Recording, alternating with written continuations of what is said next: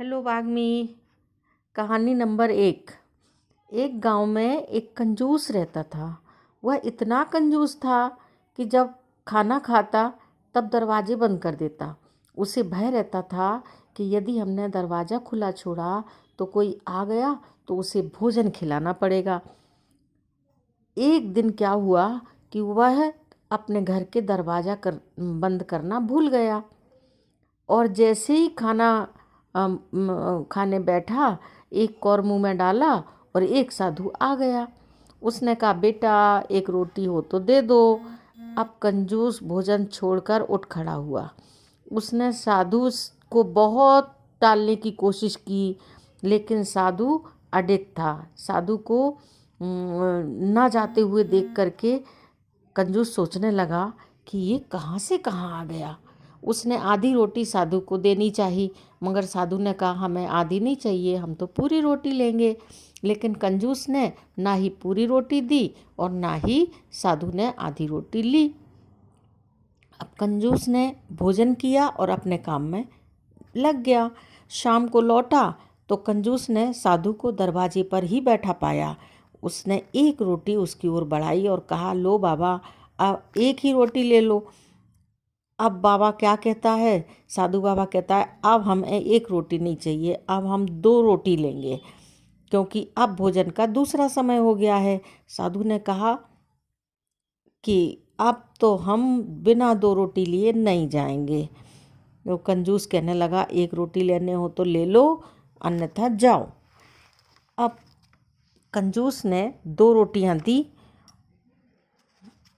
कंजूस के पास रोटियां थी नहीं, 2 ही रोटियां थी, तो कंजूस ने साधु को रोटियां नहीं दी और ना ही साधु ने रोटी ली। एक रोटी नहीं ली उसने। अब कंजूस खाया पिया और दरवाजे लगा करके सो गया। सुबह उठा तो फिर साधु को दरवाजे पर देखा। अब तो कंजूस घबरा गया। वो सोचने लगा कि यह भूखा है, इसने रोटी नहीं खाई है, अगर ये भूखा मर जाएगा तो हमारा नाम बदनाम होगा, लोग कहेंगे कि इस कंजूस ने मार दिया इसको, हम ज़बरदस्ती जो है ना फंस जाएंगे। तो उसने साधु को 2 रोटियां देनी चाहिए। लेकिन अब साधु कहने लगा कि तो भोजन का तीसरा समय हो गया है, अब तो हमें 3 रोटी चाहिए। ऐसे ही करते करते करते करते साधु जो है ना अपनी रोटी बढ़ाता गया। तो 4 दिन तक साधु भूखा रहा। अब खूब दुबला हो गया, बिल्कुल ऐसा दुबला पतला सा हो गया। 4 दिन हो गया उसने कुछ नहीं खाया। अब कंजूस घबरा गया। उसने हाथ जोड़ते हुए कहा कि आपको जितनी रोटियां चाहिए ले लीजिए, मगर यहाँ से मेरे घर से चले जाइए।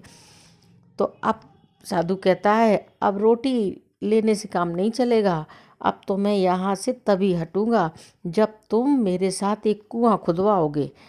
तो वो कंजूस कहने लगा, ये तुम क्या कह रहे हो, कुआं खुदवाने में कितना खर्च आता है, मैं कुआं नहीं खुदवा सकता। कंजूस ने कहा, तो ठीक है, मैं भी यहाँ से नहीं हटने वाला। अब कंजूस अपने जो काम वो करता था वो काम करने चला गया, मगर उसकी बुद्धि में बार बार साधु की याद आती रही। उसको लगता रहा कि अब क्या करें, उसका काम में मन भी नहीं लग रहा था। और वो छोड़ छाड़ के अपना काम घर लौट आया। उसने कहा कि देखें ये साधु गया कि नहीं गया। अब कंजूस आया, उसने साधु से कहा, चलो मुझे तुम्हारी शर्त स्वीकार है, अब तो रोटियां खा लो। तो वो कहता है, अब एक कुएं से काम नहीं चलेगा। तो कंजूस हड़बड़ा गया। वो कहने लगा, अब जाने क्या कहता है ये साधु कि अब दूसरा कौन सा काम इसको चाहिए। तो वो कहता है, साधु अब तो तुम्हें 2 कुआं खुदवाना पड़ेंगे, एक मेरे नाम का और एक अपने नाम का। अब कंजूस ने साधु की शर्त को सोचा कि हम अस्वीकार कर दें, लेकिन उसे लगा कि यह बार बार जब जब हम इसे कोई चीज़ देने को मना करते हैं तो ये तो जो है ना बढ़ा के कहता है कि हमें 1 रोटी नहीं चाहिए, दूसरे दिन कहता 2 रोटी नहीं चाहिए, तीसरे दिन कहता 3 रोटी नहीं चाहिए, फिर कहता 4 रोटी नहीं चाहिए, फिर कहता हमारे लिए एक कुआं खुदवाओ। पहले एक कुआं की बात करता है, फिर कहता कि अब तो 2 कुएं चाहिए। तो उसने कहा कि भैया इसकी बात मान लेना चाहिए, नहीं तो ये तो पता नहीं क्या क्या करने के लिए हमसे कहता रहेगा। अब कंजूस जो है ना 2 कुएं खुदवाने के लिए तैयार हो गया। कुछ दिन बाद दोनों कुएं बन गए। साधु ने कहा, मैं 1 वर्ष बाद फिर वापस आऊँगा। तब यदि मेरे कुएं का पानी तुम्हारे कुएं के पानी से कम रहा तो मैं तीसरा कुआं खुदवा लूँगा। इतना कह के साधु चला गया। कंजूस ने सोचा कि ये साधु बहुत जिद्दी है, मुझे एक काम करना चाहिए। मैं अपना कुआं खुला छोड़ देता हूँ और साधु के कुएं को बंद कर देता हूँ। लोग मेरे कुएं से पानी निकालेंगे तो हमारे कुएं का पानी कम हो जाएगा, लेकिन साधु का कुआं सुरक्षित रहेगा। इससे निश्चय ही मेरे कुएं का पानी कम होगा, साधु के कुएं का पानी ज्यों का त्यों बना रहेगा। इसलिए साधु आएगा तो खुश होगा कि हमारे कुएं का पानी तो पूरा भरा है। और कंजूस ने ऐसा ही किया। 1 वर्ष बाद जब साधु आया, उसे देखकर कंजूस ने कहा, आप अपने कुएं और मेरे कुएं के पानी को नाप लीजिए। मेरे कुएं में आपके कुएं से कम पानी है। अब दोनों, क्योंकि साधु का कुआं तो उसने बंद कर दिया था तो वो देखता ही नहीं था, वो तो बस अपने कुएं का पानी देता रहता था, अपने कुएं का पानी सबके लिए देते था कि चलो तुम पानी ले लो। अब साधु कंजूस के साथ कुएं के पास गया और कहा, लो नापो। कंजूस ने दोनों कुएं का पानी नापा। नाप होते ही कंजूस हड़बड़ा गया। उसे साधु की शर्त याद आ गई। उसने कहा कि यदि मुझसे अगर हमारे कुएं का पानी कम निकला, साधु का ज़्यादा निकला तब तो ठीक है, अगर साधु के कुएं का पानी कम निकला तो मुझे तीसरा कुआं खुदवाना पड़ेगा। अब वो कंजूस कहने लगा, साधु महाराज, मैंने आपके कुएं का पानी किसी को भरने नहीं दिया और मेरे कुएं से लोग रोज़ दिन भर जब जिसको पानी की ज़रूरत रहती थी ले जाते थे। चलो चलते हैं, देख लेना आपके कुएं में ज़्यादा पानी होगा। तो जैसे ही देखने गया तो साधु के कुएं में पानी कम था और कंजूस के कुएं में पानी ज़्यादा था।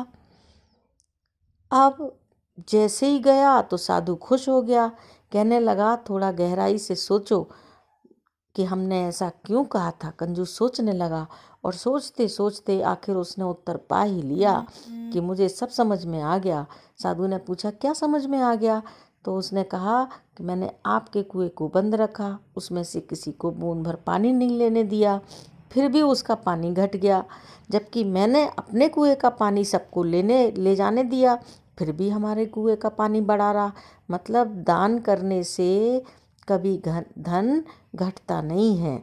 इसलिए हमेशा जो ज़रूरतमंद हैं, जो परेशान हैं, जो वृद्ध हैं, जो बीमार हैं, उनकी हमेशा मदद करते रहना चाहिए।